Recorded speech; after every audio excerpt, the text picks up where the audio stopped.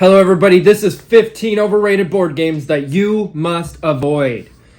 I go from my number 15, which is not as overrated, all the way down to my number 1 game, which is the most overrated game in my opinion. So watch the whole video to find out what my 15 overrated video games are. Let's smash the like button and then let's get into this. Man, right before I start though, you guys are going to roast me in the comments because some of these games are popular. So if you like the game, let me know. Let me hear it. I'm up for it. I'm just kidding. I don't know. Whatever. Anyway, let me know if you agree or disagree. Some of these you might agree are overhyped and some of them are under. I tried to stay away from children's games that everybody knows are bad. So I'm kind of picked some popular games and some, well, all of them are fairly popular if you're in the hobby. But some of them are super popular even if you're not. And we're starting this off hot. My number 15 is Uno. Holy cow. You guys can shoot me now if you like Uno. Anyway, I rate Uno a 4 out of 10. I would rather play about any other game. And before you come at me in the comments, have you ever played by the rules? Have you actually read the rule book and played the score limit to 250 points? Me and Janella did. It took us 19 games, guys. Yeah. It overstays its welcome for sure if you play correctly, which is insane because those rules are changed after it used to be even longer back in the day. And they updated them, I think, in 2021, but I could be wrong. But anyway, Uno's my number 15. Overrated game. Stay away from it. There's so many other games. If I could think of something on my head. If you want to play a fast card game set collection, let's see. Sushi Go is probably the one that comes to mind for me. I would recommend. If you like Uno, you're going to love Sushi Go. That's what I recommend. All right. My number 14 is Century, so any of the Century games that I've played are Golem Edition and Spice Road. They both play the same way. I haven't played any of the other Centuries, so I'm going to stick with Century Golem Edition or Spice Road. It's the same game, but Golem looks better and it's rated higher. I give this a 6 out of 10. The average is 7.6. I think that's overrated. People called this the Splendor Killer. I still like Splendor more. I don't know why, because it's deck building. I should like Century more. I might need to just play it some more. So if you guys want to play Century with me, let me know, and I can try to work on it. But as of right now, I think it's overrated. And all you guys that like it are overrating it. All right, let's go to my number 13. Woo! This is going to be a controversial one because some people love this game. This is Calico, Cats and all sorts of other things. You're knitting not a sweater, but a quilt. You're quilting, I guess, is what it's called. Anyway, on this game, I gave it a 6 out of 10, but the average is 7.6, so it's exactly the same as Century, but I think Century's more overrated because Calico people don't really talk about as much. Cascadia is way better. Just play Cascadia. That's my number 13, Calico. Alright guys, here is my number 12. My number 12 is Clue or Cluedo, because for some reason other countries call it Cluedo. Clue is terrible. I know some of you guys like it. It's fun trying to figure out who a murderer is. I know. But rolling to move and sitting in a corner jumping from spot to spot is stupid. It is a bad game mechanic. I'm sorry. I give it a 4 out of 10 because the idea of catching a murder is awesome. Just wait before you click off the video if you like Clue.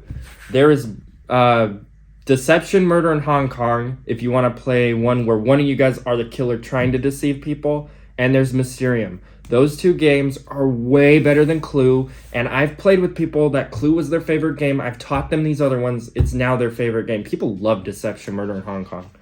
That one's not overrated. It's rated perfectly. Anyway, that is my number 12, Clue. All right, guys, my number 11. Whew, it's starting to heat up. It is starting to heat up now. I'm sorry, guys. I just don't like this game that much. I don't hate it, but I think it's slightly boring and whatever. Anyway, this is The Resistance. Yep. Man, that one kind of hurts because the Resistance has done a lot for the hobby. It's opened up social deduction to not just be werewolf and you don't die. Well, the Resistance, the same company that made it, made Coup, I believe, and Coup's just way better in my opinion. It plays a little bit differently. Another game that plays just like the Resistance but is way better is Secret Hitler. Secret Hitler feels like the Resistance, but better. It just does. I don't know why, but it does. Obviously, the name turns people off, but the gameplay is so fun. It feels the same way. Try that. If you like the Resistance, you're going to like Secret Hitler. So just try that game if you like the Resistance. But that is my number 11. My number 10. I say this is a kid's game, which is why I rate it lower. But for some reason, this game is loved by people, and I just think it's boring. A little bit. I mean, it's kind of has some fun to it sometimes, but I don't think there's strategy to this game. I think it's too lucky. And this is King Domino. Oh man, people love King Domino. I like Bruno Catalo, okay, the designer of the game, I do. But King Domino is overrated, guys. It is overrated.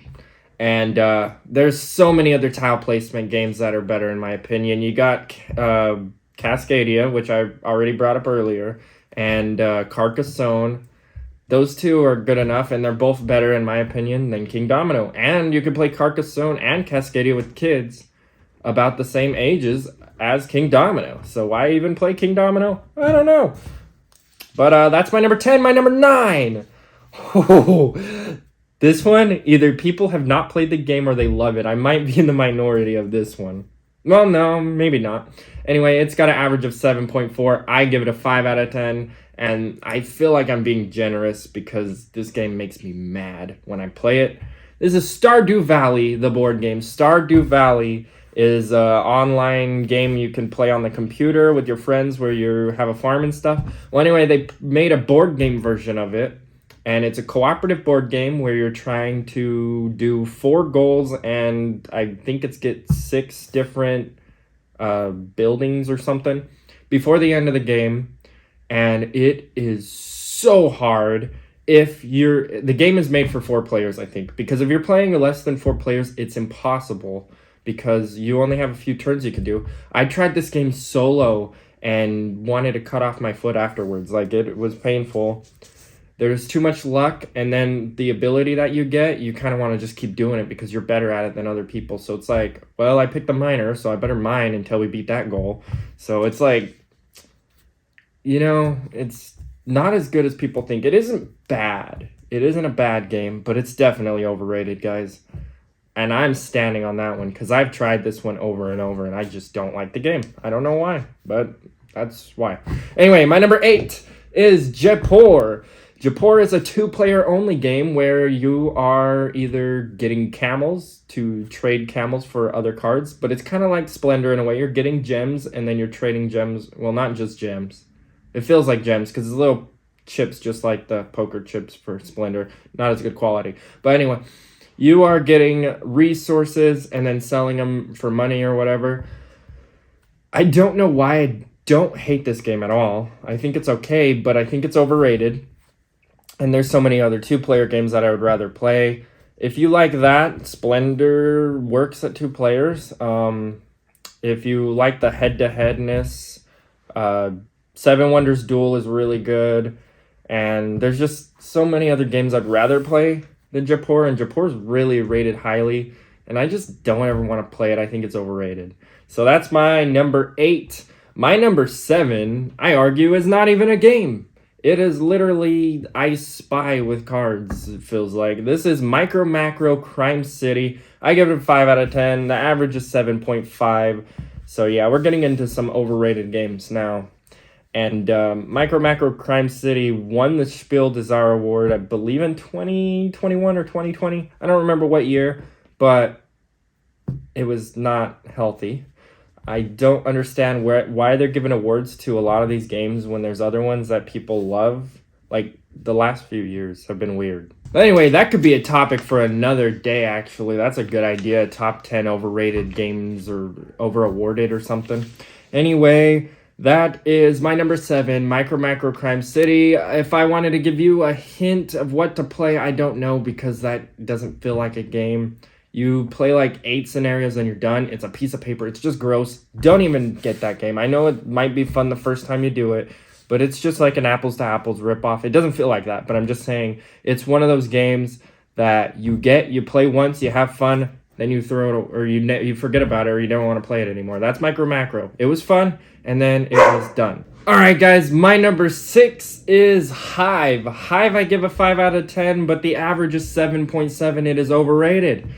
This is Hive Pocket Edition. I don't know how much regular Hive is. I'm pretty sure it's about the same, but we only have the Pocket Edition. It's the same game, just smaller pieces that can go in your pocket. You can take everywhere, which is nice. But we haven't had that much fun playing it, and that could be maybe a lack of strategy or something, because we've only played it a few times. But there's so many other head-to-head abstract strategy games. You could play Azul at 2 players. You could play Onitama, which is just way better than Hive in my opinion. Or you could play chess, because I like chess, and I know that game might be overrated to some people. But yeah, that's my number 6, Hive. It's a game with bugs, and you're trying to surround somebody's queen bee. Sounds interesting. It is. You might want to try that one out because it's cheaper, but avoid it. Anyway, let's get to my number 5. My number 5 is the biggest one so far, that people love it. And I'm kind of terrified to make some people angry on this one, but I just hate the game now. And that is Betrayal at House on the Hill. And mine is specifically the 2nd edition. We haven't played the 3rd edition, so I don't know if it changes much. But this game feels so fun at the beginning, and then the end of it is always boring to me. Always. Every time we've played it, and it's like, can we just end this? Like, I like the exploring part in the beginning and doing all this stuff, getting the cool stuff. That's all fun. But the ending of the game is always, no matter which haunt, is boring. You have to go read a page to know what the heck you're doing on both teams. And people hate reading rule books. So I think Betrayal at House on the Hill is overrated. And that's my number 4. Sorry, that was my number 5. My number 4 is Zombicide. Now this one, people that are into it love it. Zombicide is way too expensive to get into for the game that you're getting. And I give it a 4 out of 10. It is average rating, I think, is 7.1, which is crazy to me. Zombicide is luck. I mean, you can get the best cards and then you roll your dice. And maybe I'm just not an Ameritrash gamer. Maybe I'm just a Euro gamer.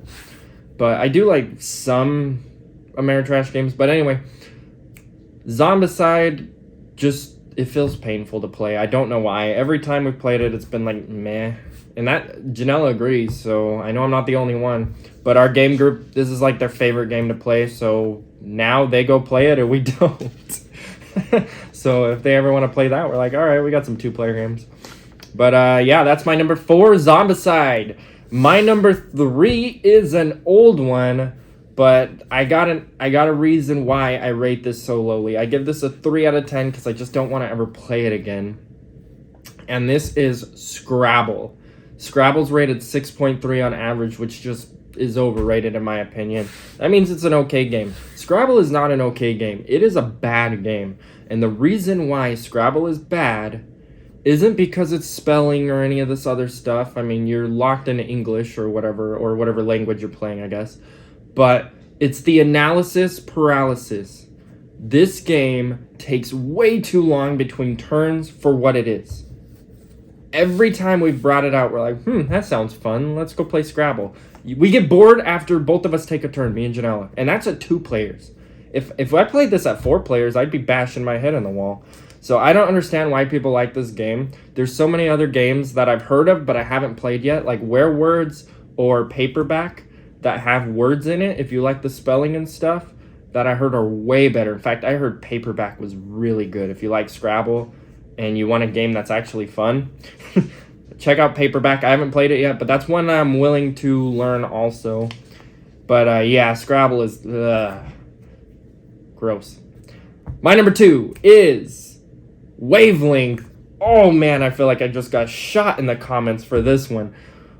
Wavelength, I just don't like. I don't know why. It's so interesting. It is definitely different. You have this board and you have a random scoring area and you have one card and you pick which side of it you're going to do. It's usually more of this or less of this or something. And you try to pick one word to try to get your team to line it up exactly where the scoring is, but they can't see where the scoring is because you close it.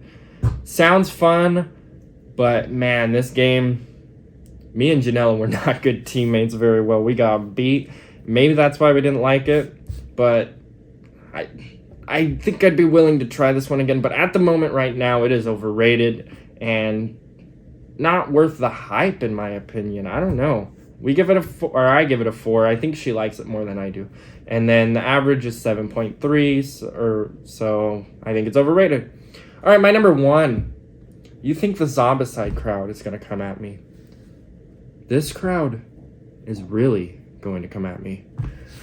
Nemesis is my number 1, and you guys have heard me talk crap about Nemesis before. I think it's rated 50, or is it even? No, it's 21, I think. I think it's 21 on BGG. Average rating is 8.3. I give it a 5. I have won this game before, and I don't like it. Nemesis is Alien the board game where you're trying to survive, but you could be surviving your own way and screwing off other people at the same time, so it's like, ugh. Anyway, Nemesis hurts to play. You can die on the first turn. It can be hard, it can be easy, you never know because there's so much luck. Okay, maybe I'm not an Ameritrash gamer now that I'm bringing this up again. Anyway, it doesn't have dice like that, but it is a lot lucky stuff. At least I don't think it has dice. I can't remember. It's been a year. But this game has player elimination, and you can... I hate games that you can die and wait 2 hours or 3 hours, because this game could take forever, and just watch it. And I don't think it's fun to play. A lot of people... I know. I've read some of your guys' comments. I know Nemesis is fun to watch for some of you, but it's not for me. All right? I'm glad if I lose at Nemesis early rather than in the middle, because if I lose early, I could go play a different game. But yeah, oh man. I can't even think of anything. For Nemesis and Zombicide people, what would I recommend? I just don't like games like that, I think. I think that's why. Because I should like war games, but it's cooperative, and I don't like cooperative games, I guess. After looking at my shelf for a minute, the conclusion I've came to is Spirit Island is the game that I would recommend, but it is very heavy compared to those. Those are, well, no, Nemesis is pretty heavy. Zombicide's a little bit easier to get into, but Spirit Island has a lot of luck, but for some reason I actually enjoy this game, and it does have a way more Euro-y feel, though. So maybe that's why. I mean, it doesn't look as good. Your presence, instead of miniatures, is little discs. But Spirit Island, in my opinion, is just better than Nemesis or Zombicide. And I think it's rated higher on Board Game Geek, too. I think it's in the 15 range, somewhere around there. But anyway, guys, I hope you enjoyed this video. This is my top 15 overrated games. Let me know in the comments below what game you think is overrated. And we'll see you guys in the next one. Smash like, smash subscribe. Bye, guys.